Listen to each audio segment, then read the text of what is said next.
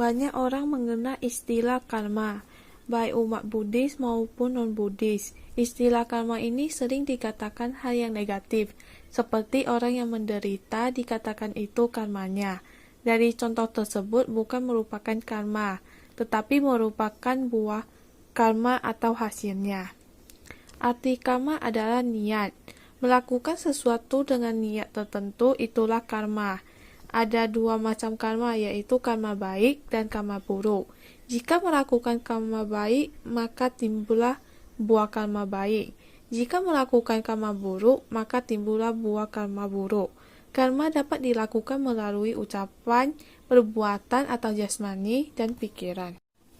Kemudian, banyak orang menganggap karma itu sama dengan nasib dan takdir. Tetapi, nasib dan takdir itu tidak sama dengan karma. Karma hanya satu, kita mempunyai karma masing-masing. Dalam perkumpulan, karma ini saling bertemu. Karma yang melahirkan kita terlahir dari orang tua tertentu adalah bawaan kita. Bisa karena cinta dan bisa karena benci. Contoh, orang tuanya pandai, anaknya pandai. Orang tuanya pemarah, anaknya pemarah. Karma yang mendukung, contohnya orang tua pintar, anaknya pintar, dan penampilan ganteng, cantik. Penampilan tersebut merupakan hal yang mendukung. Ada karma yang mengurangi. Contohnya lahir di keluarga yang pintar, penampilannya bagus, tetapi perilakunya buruk. Perilaku tersebut adalah hal yang mengurangi. Ada karma yang memotong. Contohnya, dulunya berbahagia, sering melakukan perbuatan buruk menjadi menderita. Begitu sebaliknya. Jangan sembarangan melakukan kejahatan, sekalipun dengan pikiran. Kejahatan dalam ucapan dan perbuatan atau jasmani lebih mudah dihindari, tetapi kejahatan dalam pikiran lebih sulit dihindari, karena pikiran adalah pelopor segalanya yang merupakan dasar dari ucapan dan perbuatan jasmani. Agar terhindar dari pikiran yang jahat, kita harus mengembangkan pikiran positif setiap saat. Bagaimana caranya? Salah satunya adalah dengan cara mengisi kata-kata yang baik seperti semoga semua makhluk hidup berbahagia.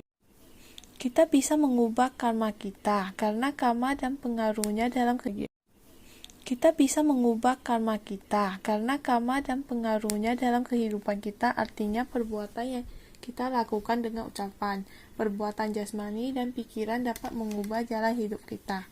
Kita yang membuat karmanya sendiri.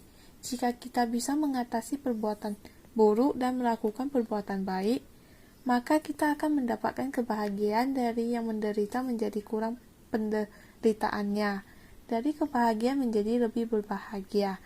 Berbuatlah kebajikan sebanyak-banyaknya agar kebahagiaan menjadi milik kita. Karma berasal dari kata kar, artinya perbuatan. Dalam agama Buddha, perbuatan itu harus didasari oleh niat atau kehendak, itulah karma. Jika perbuatan tidak didasari oleh niat atau kehendak, tidak bisa dikatakan karma, karena tanpa disengaja, karma dapat dilakukan melalui pikiran, ucapan, dan perbuatan atau jasmani. Karma ada berat dan ringan. Yang pertama, karma berat atau garuka karma.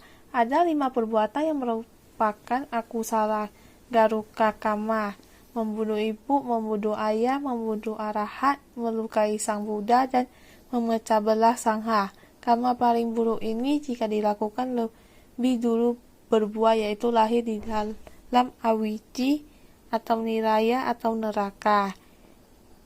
Yang kedua, karma kebiasaan. Seseorang yang melakukan terus-menerus tanpa berhenti.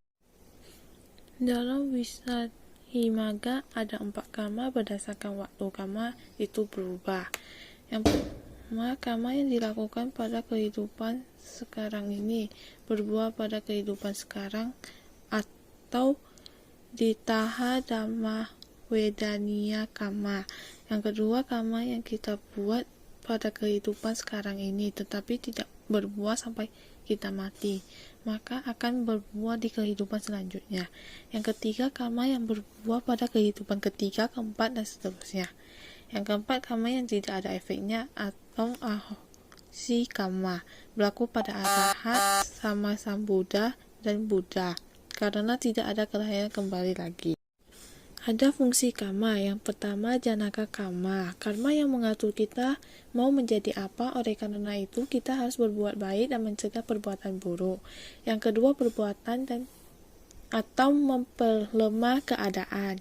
Kemudian ada dua karma. Yang pertama, penghancur yang jelek biasanya berfungsi memotong kita. Jika kita meditasi hingga tingkat jana kemudian mati di jana itu, maka orang tersebut bisa memilih mau lahir di mana jika mati. Kita harus menyadari apa yang perlu dan tidak perlu lakukan, karena masa depan kita tergantung karma kita. Yang pertama, karma adalah perbuatan yang didasari oleh niat. Karma ada dua jenis, yaitu karma baik dan karma buruk. Jika karmanya baik, maka hasil karmanya baik. Jika karmanya buruk, maka hasilnya buruk. Yang kedua, karma dan keharian kembali memiliki hubungan sebab dan akibat. Yang ketiga, jika ingin di kehidupan selanjutnya terlahir dengan hasil karma baik, maka harus melakukan karma baik. Yang keempat, jika melakukan karma buruk di kehidupan sekarang, maka kehidupan selanjutnya terlahir dengan hasil karma buruk.